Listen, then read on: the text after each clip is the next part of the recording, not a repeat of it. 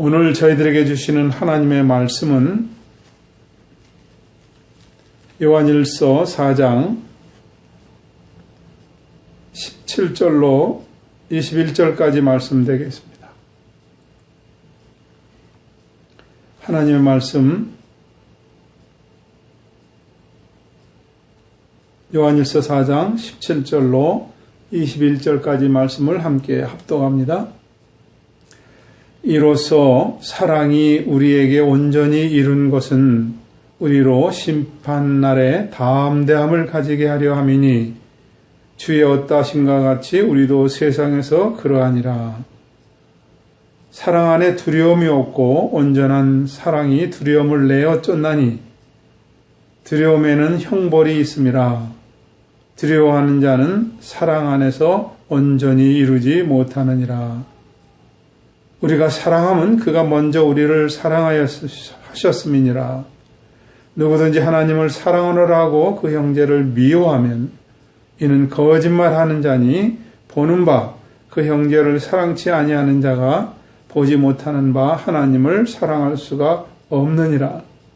우리가 이 계명을 주께 받았나니 하나님을 사랑하는 자는 또한 그 형제를 사랑할지니라. 아멘.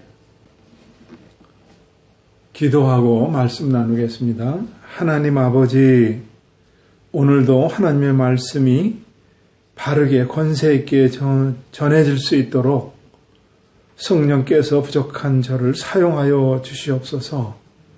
듣는 사람들 마음에 생명의 역사가 나타나게 하시고 사랑의 본질을 깨닫는 귀한 시간 되게 하여 주시옵소서.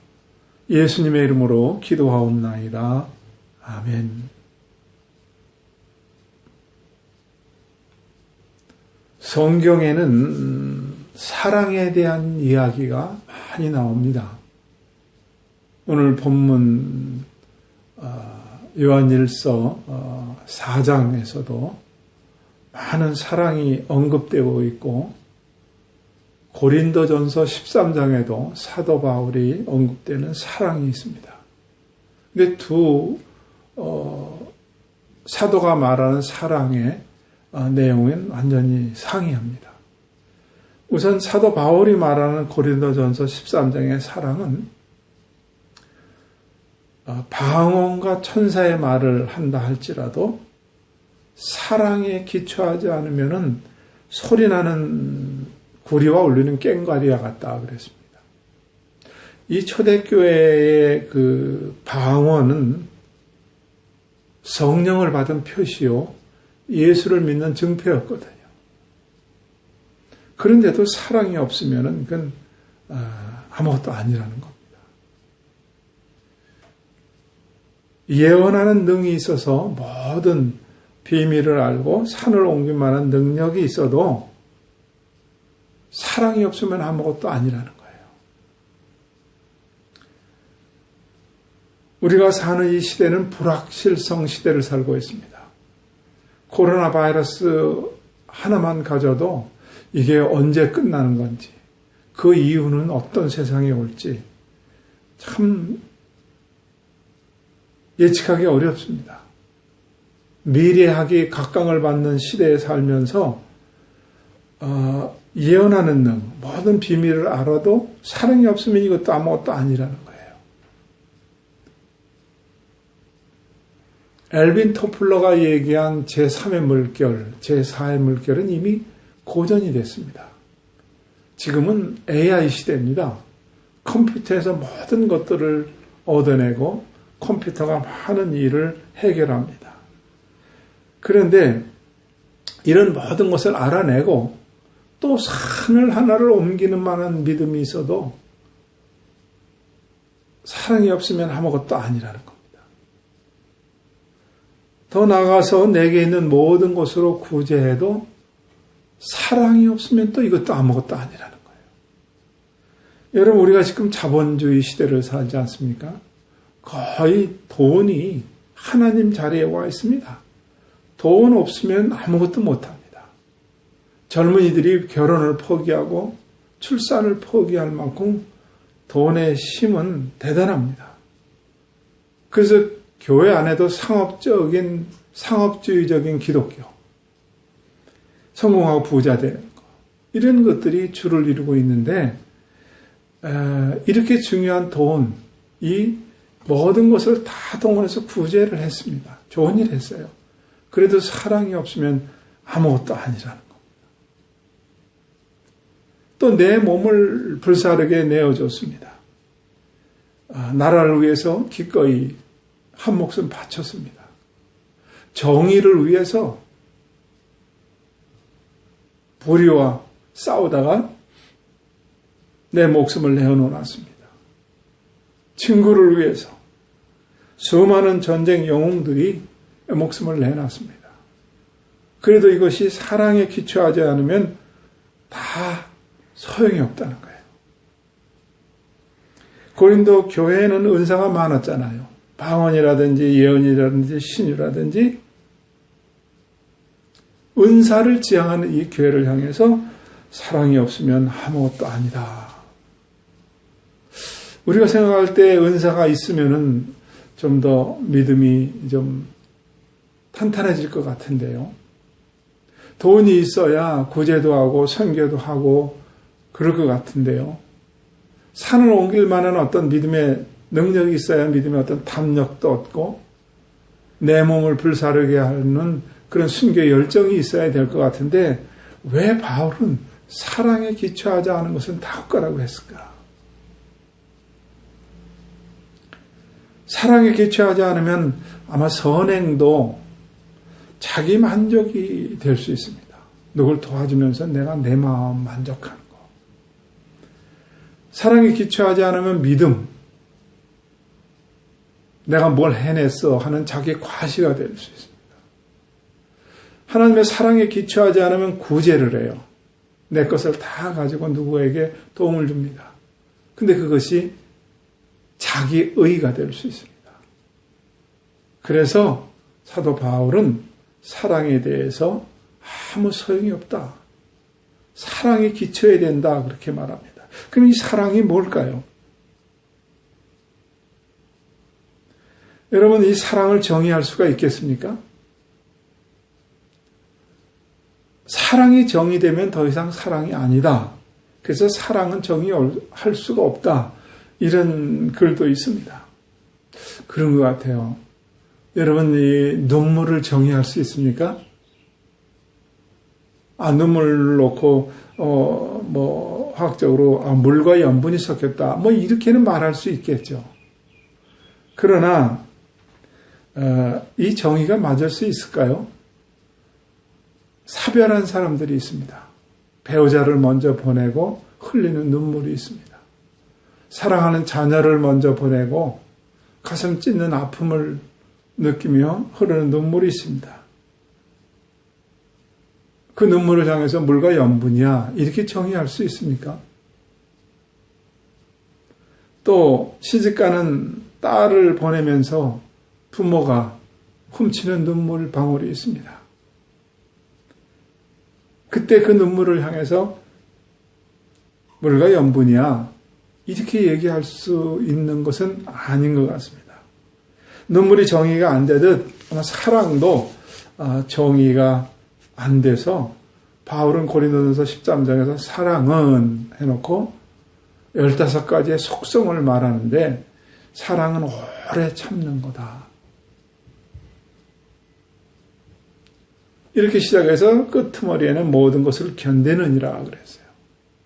사랑은 오래 참고 성내지 않고 모든 것을 참으며 모든 것을 견딘다. 이렇게 사랑을 정의하고 있습니다. 그럼 요한은 이 사랑을 어떻게 우리에게 얘기하느냐?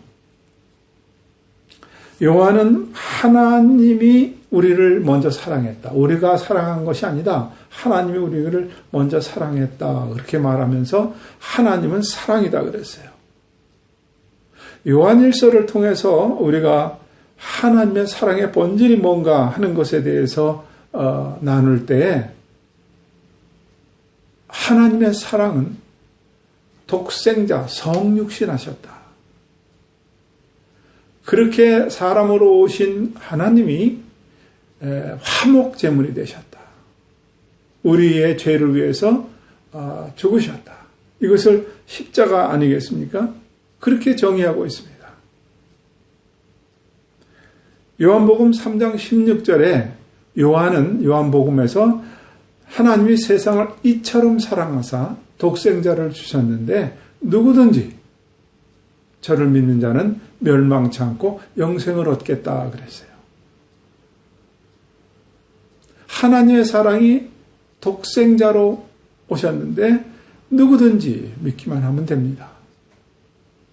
선한 사람, 착한 사람만이 아닙니다. 누구든지입니다. 유식한 사람만이 아닙니다. 누구든지입니다. 믿기만 하면은 영생을 준다는 거예요. 오늘 그 사랑을 요한은 이렇게 또 말하고 있습니다. 17절에 보면은 이로써 사랑이 우리에게 온전히 이룬 것은 우리로 심판날에 담대함을 가지려 함이라 그랬어요. 요한복음에서 사랑은 구원을 얘기한다면 요한일서의 사랑에서는 심판날에 담대함을 갖겠다는 거예요. 여러분 성경에는 심판에 대해서 많은 말씀이 있습니다. 그런데 우리는 이것을 잊어버리고 살고 기억하고 싶어하지 않습니다. 심판하면은 많이 두렵기 때문에 그런지도 모르겠어요. 요한복음 12장에는 예수를 믿지 않는, 그리스도를 믿지 않는 사람들을 심판하겠다 그랬어요. 전도서 3장에는 의인과 악인도 심판을 할 것이다. 베드로서 후서에서 보면은 3장에서 보면은 경건치 아니하는 자도 심판한다. 갈라디아서 5장에 보면은 성도들을 요동케 하는 자. 이것도 심판하겠다고 그랬어요. 유다서에서는 타락한 천사도 심판한다고 그랬고 디모데후서 4장에서는 산자와 죽은 자를 심판하겠다고 그랬어요. 많은 내용이 심판에 대해서 나옵니다. 심판 앞에 선다 그러면 얼마나 무섭고 힘든지 예수님이 친히 이런 말씀을 하셨어요. 마태복음 10장 15절에 내가 진실로 너에게 이르노니 심판의 날에 소돔과 고모라 땅이 그 성보다 견디기 쉬우니라 그랬어요. 여러분 창세기에 소돔과 고모라가 어떻게 멸망한지 우리는 잘 압니다. 유황과 불을 비같이 내려서 다 태워서 심판하셨는데 심판의 날에 마지막 세상이 종말할 때는 이게 유황과 불을 내려서 비처럼 내려서 다 태운 이것이 오히려 견디기 쉽다 할 정도로 힘든 상황입니다. 이런 심판 앞에서 사랑이 담대함을 준다는 거예요. 17절 보겠습니다. 우리는 심판날에 담대함을 얻는다 그랬어요. 그러면은 여러분 이 코로나로 인해서 요즘 종말에 대한 이야기들이 많이 유튜브에 떠 있습니다. 또 이야기를 합니다. 종말이 언제인가. 특별히 코로나로 인해서 많은 종말론자들이 유튜버들이 글을 올린 게 많습니다. 그 중에 하나가 코로나 백신 맞으면 그게 666이다. 맞으면 절대 안 된다는 거예요. 그래서 이 백신 맞는 걸 주저주저하게 합니다. 왜냐하면은 코로나 백신을 안 맞으면 여행도 할 수 없고 그리고 매매도 할 수 없기 때문에 이게 요한계시록 13장의 말씀과 똑같은 거다. 이래서 백신 맞지 말으라는 거예요. 우리가 거주하고 있는 이 아부다비 땅에도 백신을 안 맞으면은 QR 테스트가 없으면은 관공서 출입이 안 됩니다. 3일마다 한 번씩 이걸 맞아야 된다는데 이걸 어떻게 감당을 하겠어요? QR 테스트에서 푸른색 이것을 휴대폰에다 가지고 댕겨야만 슈퍼마켓에 들어갈 수 있다고 하니까 여러분 얼마나 힘들어요. 근데 이것이 요한계시록 13장의 말씀과 같기 때문에 맞으면 안 된다는 거예요. 요한계시록 13장 17절 18절에 보면은 누구든지 이 표를 가진 자 외에는 매매를 못하게 하니 뭘 살 수가 없습니다. 약 하나 살 수도 없고 먹을 거 하나 살 수도 없습니다. 이 표는 곧 짐승의 이름이나 그 이름의 수라. 지혜가 여기 있으니 총명 있는 자는 그 짐승의 수를 세어보라. 그 수는 사람의 수니 666이라. 이 말씀을 인용해서 코로나 백신 맞으면 안 된다는 거예요. 또 빌 게이츠라는 사람이 이 코로나 백신의 모든 정보를 입력해서 이 주사를 맞는 사람들을 다 통제하는, 다시 말해서 프리메이슨이 말하는 단일 정부, 공산당 체제 같은 그런 것들이 되기 때문에 맞으면 안 된다는 거예요. 굉장히 두렵지 않습니까? 이 공산당 정부, 세계 단일 정부, 우리는 중국을 통해서 너무나 잘 압니다. 중국은 코로나 팡 터지니까 한 도시 전체를 봉쇄합니다. 지금도 어느 아파트에서 코로나가 확진자가 나왔다 그러면은 그냥 아파트를 그냥 입구를 그냥 못질해서 닫아버립니다. 먹을 게 없어도 아파도 소용없습니다. 이게 공산당 체제 아닙니까? 그런데 단일 정부를 세워서 코로나 백신 맞은 사람들을 다 컨트롤한다는 이런 얘기도 합니다. 이것도 중국에서 하는 것과 비슷합니다. 중국에서는 공항에서 입구 가면은 얼굴이 스캔이 돼서 컨트롤 타워에서 이 사람이 어디 있는지를 다 알 수 있다 그러니까 참 무서운 시대예요. 오늘 18절을 봅니다.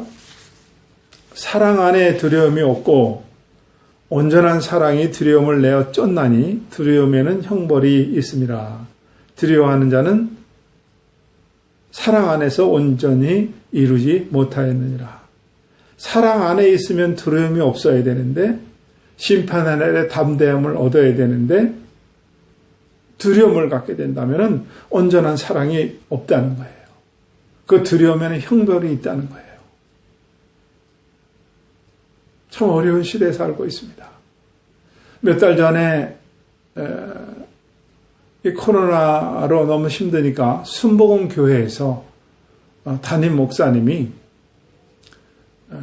안티 코로나 카드를 명함 많은 것으로 이렇게 만들어서 성도들에게 주겠다고 2번이나 광고를 했습니다. 안티 코로나 카드가 뭐냐? 명함 많은 크기의 디지털 D를 넣어가지고 이것이 코로나 바이러스를 차단하거나 코로나 바이러스를 죽일 수 있다는 겁니다. 연세대학교 원주 캠퍼스의 김현은 교수라는 분이 이것을 만들었다는데, 재정적으로 넉넉한 순복음교회 장로님이 이것을 구입해서 교회 성도들에게 다 나눠주겠다는 겁니다. 과연 이게 가능해요, 여러분? 그래서 너무 업된 담임 목사가 이것을 일관제도 광고를 하고 2번이나 교회에서 광고를 했습니다. 근데 이 김현현 교수라는 사람이 2010년에 자신이 개발한 생명수에 항암 효과가 있다고 그렇게 선전하고 팔다가 2016년도에 걸려서 사기행위, 의료기기법 위반, 위생법 위반으로 이 사람 감옥에 간 사람이에요. 벌금형 물고요. 재판받은 사람입니다. 그 모르고 이것을 나눠주겠다고 했다가 취소하는 그런 해프닝도 있었습니다. 아무튼 코로나는 종말을 얘기하기도 하고 코로나 바이러스 때문에 심판에 대한 얘기도 하고 두려움을 갖기도 합니다. 오늘 18절 다시 읽어봅니다. 사랑 안에 두려움이 없고 온전한 사랑은 두려움을 내어 쫓나니 두려움에는 형벌이 있음이라. 두려워하는 자는 사랑 안에서 온전히 이루지 못하였느니라 그랬어요. 그러니까 두려움을 갖고 있다면 잘못 믿는 것이다. 두려움을 갖고 있다면 하나님의 사랑이 온전하게 당신 안에 없다. 그런 얘기입니다. 그러면서 19절 우리가 사랑함은 그가 먼저 우리를 사랑하였습니다. 여러분, 종말에 대한 담대함, 심판대 앞에서 담대함은 내가 무엇을 해서 얻은 것이 아닙니다. 내가 선하고 착해서 얻은 것이 아닙니다. 하나님이 나를 먼저 사랑했기 때문에 가능하다는 것입니다. 이 사랑을 이처럼 사랑하사 독생자를 우리에게 주셨는데 누구든지 이를 믿는 자는 멸망치 않고 영생을 얻겠다고 하는 그 사랑, 그것을 갖고 있으면 된다는 겁니다. 그 사랑이 미움을 걷어내고 두려움을 물리쳐내고 심판대 앞에서 담대하다는 거예요. 하나님이 이 세상을 이처럼 사랑하사 독생자를 주셨는데 누구든지 이를 믿는 자는 멸망치 않고 영생을 얻겠다고 이 말씀 믿으시는 분에게는 모든 두려움을 물리칠 수 있다는 거예요. 여러분, 믿음 하면은 우리가 생각하는 것은 여러 사람이 성경에 있습니다. 근데 오늘은 저는 여러분에게 다윗을 한번 같이 생각해 보려고 합니다. 다윗은 잘 아는 대로 어린 소년이 골리앗이라고 하는 거대 장수를 물맷돌로 물리쳤습니다. 다윗은 여러분 모세처럼 무슨 이적 기적을 보여준 적이 없습니다.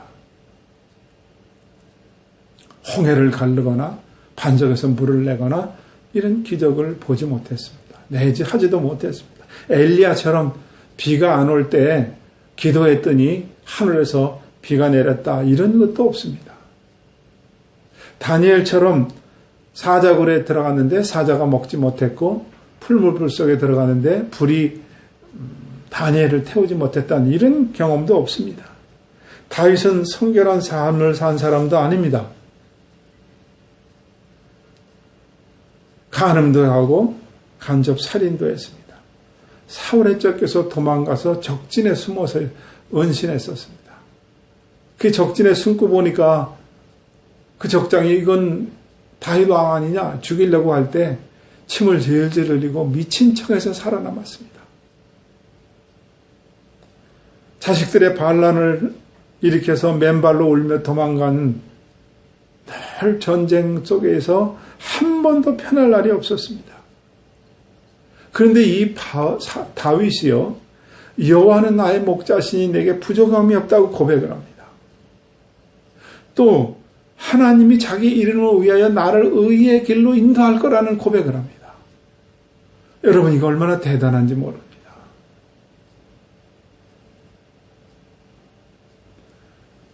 다른 목동들은 다 푸른 초장만 봤는데 푸른 초장 너머에 여호와 하나님을 봤고 그 여호와 하나님은 내게 부족함이 없게 하실 것이고 나 같은 자를 의의 길로 인도하실 것이라고 하는 뭐 때문에? 하나님의 의의 이름 때문에. 여러분, 어쩌면 이런 고백을 할 수 있습니까? 다윗은 죄를 졌을 때 나단 선지자가 지적할 때에 얼마든지 왕의 위치에서 물리칠 수 있었습니다. 그러나 그는 무릎 꿇고 회개하고 침상이 떠나가도록 울었다는 그런 회개가 있고 또 시편 23편의 말씀처럼 여호와는 내게 목자가 되시니까 내게 부족함이 없다. 하나님의 이름을 위해 나를 의리의 길로 인도하신다고 하는 이 놀라운 고백에 하나님께서 다윗을 나의 마음에 합한 자라고 그렇게 하시지 않았을까 생각을 해봅니다. 대단한 믿음의 고백입니다. 그런데 오늘 사도 요한은 이 사랑을, 믿음을 하나님은 사랑이시다, 하나님을 믿는다고 하면서 심판대 앞에서 우리에게 담대함을 주는 것이고 두려움이 없어야 된다는 거예요. 이것이 사도 요한의 우리에게 고백입니다. 여러분, 만약에 코로나 때문에 두렵다거나 마지막 심판에 임할 것 때문에 두려움이 있다면 거기엔 형벌이 있고 하나님의 사랑이 온전히 이루지 못한다는 말, 얼마나 두려운 겁니까? 근데 아주 간단하게 우리에게 답을 줍니다. 형제를 사랑하면 모든 것이 다 해결된다는 거예요. 20절, 누구든지 하나님을 사랑하느라고 그 형제를 미워하면 이는 거짓말하는 자니 보는 바 그 형제를 사랑치 아니하는 자가 보지 못하는 바 하나님을 사랑할 수 없습니다. 그랬어요. 그러면서 21절에 우리가 이 계명을 주께 받았으니 하나님을 사랑하는 자는 또한 그 형제를 사랑할지니라. 이 사랑하라고 하는 것, 형제를 사랑하라고 하는 것은 주께 받은 계명이라 그랬어요. 계명 하면은 이스라엘 백성들이 출애굽에서 광야에서 받은 율법 아니겠습니까? 그 율법을 받은 유대인들은 율법을 지키는 것에 제사에 집중을 다 했습니다. 모세 오경에 나오는 그 레위기, 특별히 레위기의 그 핵심이 뭐예요? 십계명의 근간으로 인해서 율법이 만들어지지 않았습니까? 그 십계명을 잘못 이해했습니다. 십계명의 전반부는 하나님께 해야 되는 것이고 후반부는 인간끼리 해야 되는 거 아닙니까? 살인하지 말라, 간음하지 말라, 도둑질하지 말라. 이게 뭐예요? 이웃에게 해를 주지 말라는 거 아닙니까? 레위기에서 집중적으로 나는 너의 여호와 하나님이라, 나는 너의 여호와 하나님이라, 나는 여호와 너의 여호와 10번 이상 집중해서 말씀하십니다. 그리고 결론이 뭐예요? 내 이웃 사랑하기를 내 자신같이 하라 그랬어요. 유대인들은 율법을 받고 이것을 놓치고 제사에 집중을 했습니다. 여러분, 한 율법사가 예수님에게 나와서 묻습니다. 어느 계명이 큽니까? 그럴 때 예수님의 대답이 뭐예요? 하나님을 사랑하고 그와 같이 내 이웃을 사랑하라. 이것이 온 율법과 선지자의 강령이라. 율법에서 말하는 것이 바로 하나님 사랑, 이웃 사랑이라는 거예요. 그런데 요한은 이 하나님의 사랑이 내 안에 있으면 내 안에 있는 이 사랑을 가지고 이웃을 사랑해야 된다는 거예요. 이웃을 사랑하지 않은 것은 거짓말하는 거라는 거예요. 또 요한복음 13장 34절에도 새 계명을 너에게 주노니 서로 사랑하라. 내가 너희를 사랑한 것 같이 너희도 서로 사랑하라 그랬습니다.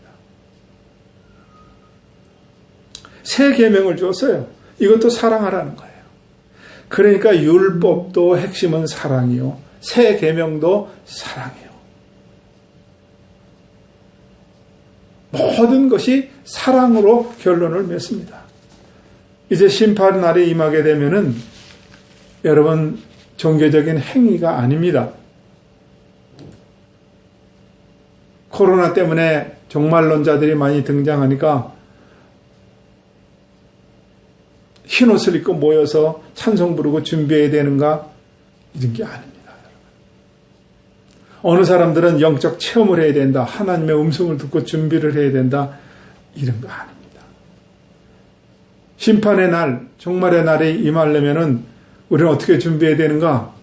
이스라엘에다 다시 제3성전을 건축하고 거기서 제사를 드려야 된다. 인터컵처럼 back to the 예루살렘. 깃발을 들고 행진을 하고 예루살렘으로 향해야 된다. 이런 게 심판의 날 준비하는 게 아닙니다. 여러분 성경 지식 전천년, 천년왕국, 후천년설, 무천년설 이런 성경 지식도 아닙니다. 알파고스, 양날개 이런 신학 지식, 성경 지식이 심판의 날을 준비하는 게 아닙니다. 심판의 날, 마지막 날에는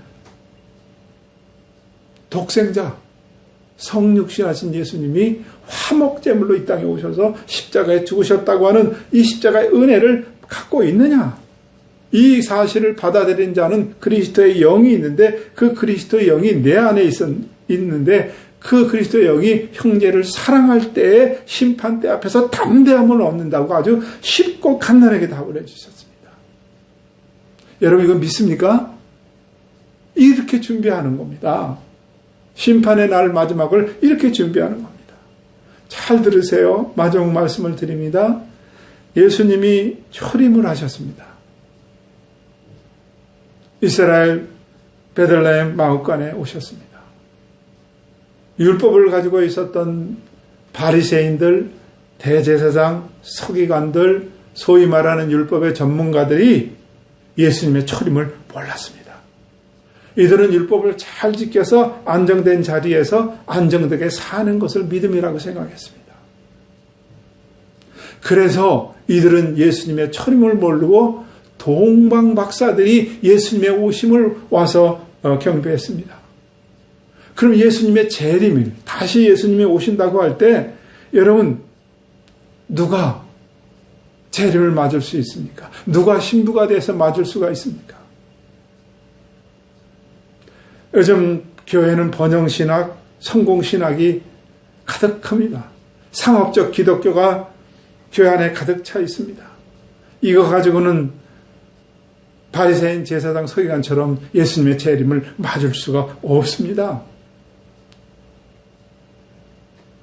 사랑, 형제를 사랑하는 그 사랑을 나눈 자가 할 수 있다는 겁니다. 지금 종교가 통합을 했습니다. 바티칸의 교황을 중심으로 해서 경제, 정치, 종교 모든 분야가 하나로 통합하는 사인을 하려고 했는데 코로나 때문에 2월달에서 5월달, 5월달에서 10월달로 연기되면서 정치 지도자들은 안 왔습니다. 그런데 종교 지도자들끼리 모여서 사인을 했습니다. 그래서 종교 통합을 이루었고 다른 종교에도 구원이 있다고 얘기했습니다. 종교끼리 싸움하지 않는 것은 좋은데 여러분 다른 종교에 구원이 있습니까? 없습니다. 성육신하신 하나님이 사람이 되어서 오셔서 화목제물이 되어서 죽으셨다고 하는 이 사실은 다른 종교에는 없는 거 아니겠습니까? 이런 사람들은 다 심판대 앞에서 두렵고 혼란스러워질 것입니다. 여러분 예수님이 내 안에 있는 자는 그러면 무엇으로 예수님의 영이 내 안에 있는 것을 알 수 있느냐? 또 말씀드립니다. 누구든지 하나님을 사랑하느라고 그 형제를 미워하면 이는 거짓말하는 자니 보는 바 그 형제를 사랑치 아니하는 자가 보지 못하는 바 하나님을 사랑할 수 없느니라. 형제를 사랑하는 것, 그것이 곧 뭐예요? 그리스도의 영이 내 안에 있다는 증거입니다. 21절 우리가 이 계명을 주께 받았으니 하나님을 사랑하는 자는 또한 그 형제를 사랑할지니라. 이 계명을 누구한테 받았어요? 주께 받았으니까 하나님을 사랑하는 자는 그 형제를 사랑하라. 이것이 곧 여러분 심판을 준비하는 날이고 준비하는 것이고 심판대 앞에서 담대함을 얻는 것입니다. 왜 형제를 사랑해야 되는가? 하나님은 사람을 창조하실 때 하나님의 형상대로 창조하셨다고 그랬어요. 아무리 가난해서 찌든 가난 속에 있어도 하나님의 형상이 그 사람 안에 있습니다. 아무리 여건이 안 돼서 공부를 못해서 글이 짧아서 무식해도 그 사람 안에도 하나님의 형상이 있습니다. 상황이 여러 가지 조건이 여의치 않아서 어떤 범죄 행위를 해서 죄에 있어도 그 사람도 하나님의 형상이 그 안에 들어 있습니다. 그래서 모든 사람들을 사랑하라는 겁니다. 이것이 하나님이 우리에게 주신 계명이라는 거예요. 성경에 많은 사랑에 대한 이야기가 있습니다. 그런데 사랑은 본질은 하나님이 사랑이라는 거예요. 그 하나님이 우리에게 주신 계명, 이것은 하나님을 사랑하고 그와 같이 그 이웃을 사랑할지니라. 이것이 모든 율법과 선지자의 강령이라. 이 말씀을 여러분 사도 요한이 우리에게 하면서 보너스로 이 사랑을 나눈 사람, 심판대 앞에서 담대함을 갖는다. 걱정하지 말라는 겁니다. 여러분 이렇게 쉬운 말씀을 붙들어야 되지 않습니까? 이 말씀이 주심 오시는 그날까지 여러분 마음속에 남아서 담대함으로 견뎌낼 수 있기를 주님의 이름으로 축원합니다. 기도하겠습니다. 하나님 아버지, 오늘도 사랑에 대한 말씀을 통해서 우리가 담대함을 가질 수 있는 말씀을 받게 하심을 감사합니다. 형제를 사랑함으로 하나님의 형상이 들어있는 모든 사람들을 사랑함으로 심판대 앞에서 담대함을 얻는 이 말씀을 마음에 새기고 주님을 맞게 하여 주옵소서. 예수님의 이름으로 기도하옵나이다. 아멘.